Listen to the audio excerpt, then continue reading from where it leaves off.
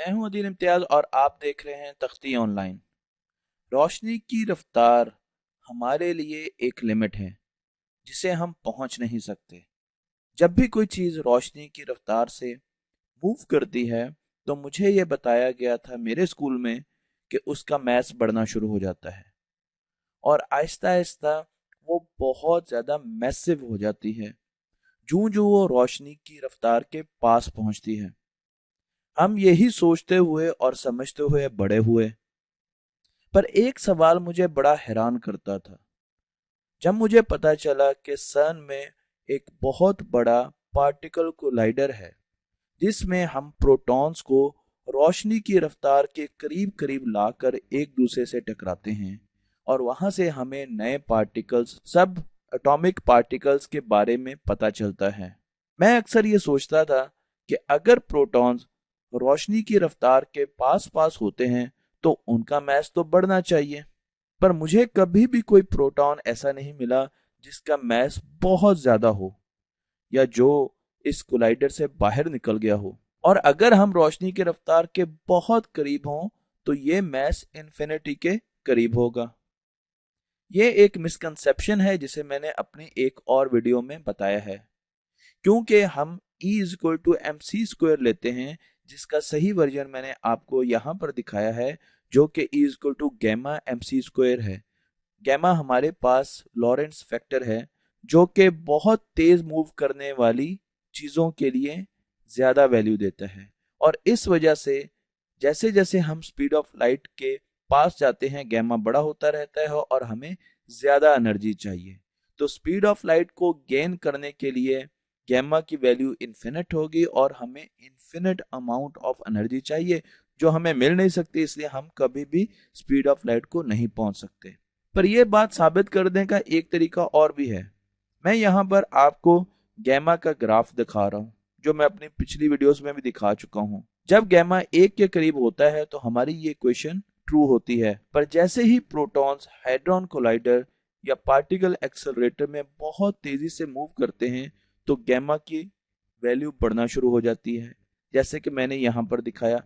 जैसे जैसे हम स्पीड ऑफ लाइट के पास जाते हैं तो गैमा बहुत ज्यादा बढ़ना शुरू हो जाता है और यहाँ तक कि गैमा की वैल्यू 6930 हो जाती है। आप देख सकते हैं कि ये स्पीड ऑफ लाइट के बहुत पास है। इससे हमें ये तो पता चला कि स्पीड ऑफ लाइट के पास जाने के लिए हमें इन्फिनिट एनर्जी चाहिए। हम जितनी भी एनर्जी देते रहें, प्रोटॉन स्पीड ऑफ लाइट को कभी भी पहुंच नहीं सकेंगे।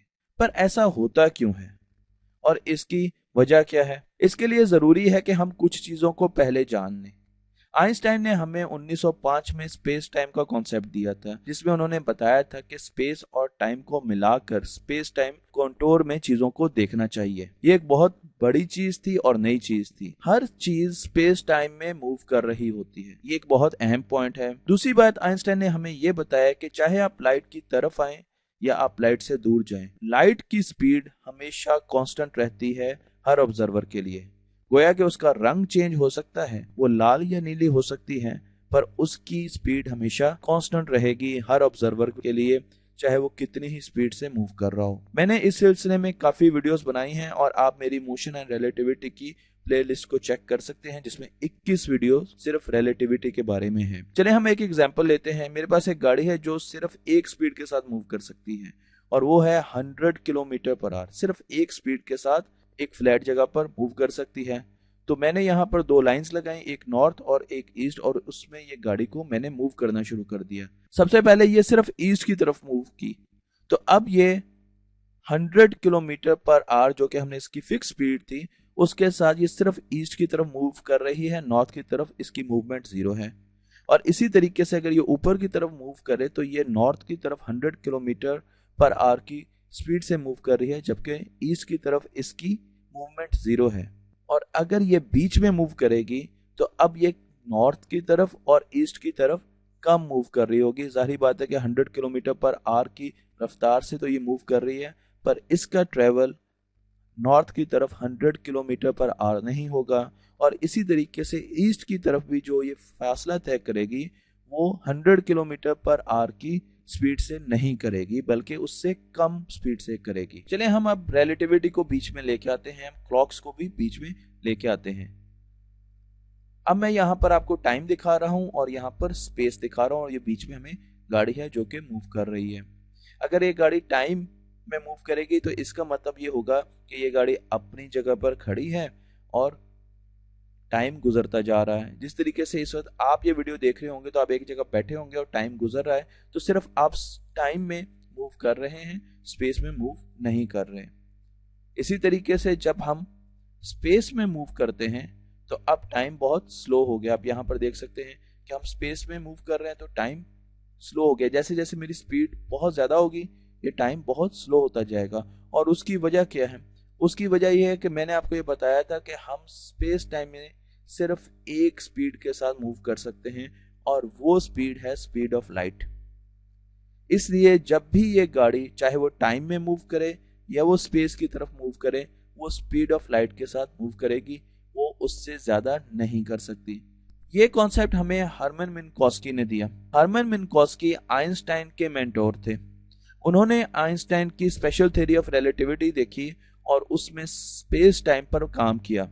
उन्होंने स्पेस टाइम को वाज़ेह करने के लिए हमें मुख्तलिफ किस्म की पिक्चर्स दी जो कि मैं आपको, और मॉडल्स दिए जो कि मैं आपको आगे दिखाने वाला हूं। तो यहाँ पर आप देख सकते हैं कि अगर हम टाइम में देखें तो हम टाइम में हमारी पोजीशन ये होगी, अगले टाइम में ये पोजीशन होगी, अगले टाइम में ये पोजीशन होगी, ये मेरी फिर होगी फिर। तो इस तरीके से टाइम में और स्पेस में हम हमेशा मूव करते रहते हैं। मसलन अगर आप जमीन का सूरज के गिर्द चक्कर देखें तो जनवरी, अप्रैल, जुलाई, अक्टूबर। इसी चीज को अगर हम टाइम में देखें तो टाइम में हमें ये ऊपर नीचे नजर आएंगी, जिस तरीके से एक फ्लिप बुक होती है। और इसको अगर मैं स्पेस और टाइम के प्लॉट में ड्रॉ करूं तो आप देखिए नीचे आपको स्पेस नजर आ रही है, यहाँ पर 2 डायमेंशनल स्पेस है आसानी के लिए, और ऊपर आपको टाइम नजर आ रहा है। और यहाँ पर आपको एक कंटूर मिल रहा है, इसकी ट्रेजेक्ट्री मिल रही है, जमीन कैसे मूव कर रही है। मिन्कोस्की ने हमें यह बताया कि ये ट्रेजेक्ट्री कभी भी स्पीड ऑफ लाइट से ज्यादा तेजी से मूव नहीं कर सकती किसी भी चीज की। मैंने आपको यहाँ पर भी स्पेस का एक कंटूर दिखाया है, यहाँ पर आप देख सकते हैं कि इसमें टाइम की इंफॉर्मेशन नहीं है, पर जैसे हम टाइम डालेंगे, अगर ये मेरा, आप यहाँ पर देख सकते हैं तो मेरे पास 2 कोन्स बनेंगे। ये कोन ऊपर वाली फ्यूचर की होगी और नीचे वाली कोन माजी की, पास्ट की होगी। अब आप ये देखिए कि हम स्पेस में यहाँ पर मूव कर रहे हैं, पर जब हम स्पेस टाइम की बात करेंगे तो उसमें हमारी मूवमेंट थोड़ी सी डिफरेंट होगी। आप देखें यहाँ पर टाइम का फैक्टर भी बीच में आ रहा है। तो यहाँ पर हम देख सकते हैं कि ये किस तरीके से स्पेस टाइम और सिर्फ स्पेस काम करती हैं। मिन्कोस्की ने स्पेस और टाइम को इकट्ठा किया, आइंस्टाइन ने एक्चुअली इकट्ठा किया और मिन्कोस्की ने उसको ड्रॉ किया। उसकी ड्राइंग में हमें कोन्स मिली। अगर आप यहाँ पर देखें तो ये मेरा प्रेजेंट है, ये वाली जगह जो है ये प्रेजेंट है और इसके ऊपर फ्यूचर है। ये सारी कोन उन इवेंट्स को बताती है जो कि फ्यूचर में होंगे, और ये नीचे वाली कोन उन इवेंट्स को बताती है जो कि पास्ट में होंगे। एक चीज जरूरी है यहाँ पर जानने के लिए कि अगर मैं इस एरिया से, इस जगह से जो कि सेंटर में स्पीड ऑफ लाइट के साथ मूव करूं तो मैं ज्यादा से ज्यादा यहां तक पहुंच सकता हूं। क्योंकि मैं स्पीड ऑफ लाइट के साथ मूव नहीं कर सकता, इसलिए मैं कभी भी इसके आउटर सर्कल के पास नहीं पहुंच सकता। इसी चीज को यहां पर दिखाया गया है। जो बाउंड्रीज हैं वो देखें तो ये लाइट कोन है।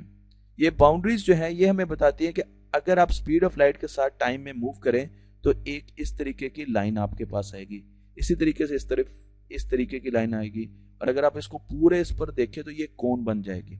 इस कोन के बाहर आप नहीं जा सकते स्पेस टाइम में, क्योंकि आप स्पीड ऑफ लाइट के साथ मूव नहीं कर रहे। स्पीड ऑफ लाइट इस कोन की बाउंड्रीज को प्रोटेक्ट कर रही है।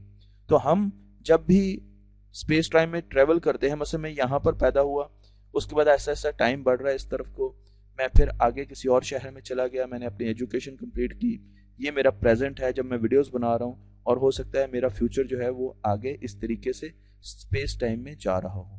मिन्कोस्की ने जब कैलकुलेशंस की तो उनको पता चला कि ये जो कंटूर है इसकी स्पीड ऑफ लाइट के बराबर आती है, और ये फिक्स्ड स्पीड है।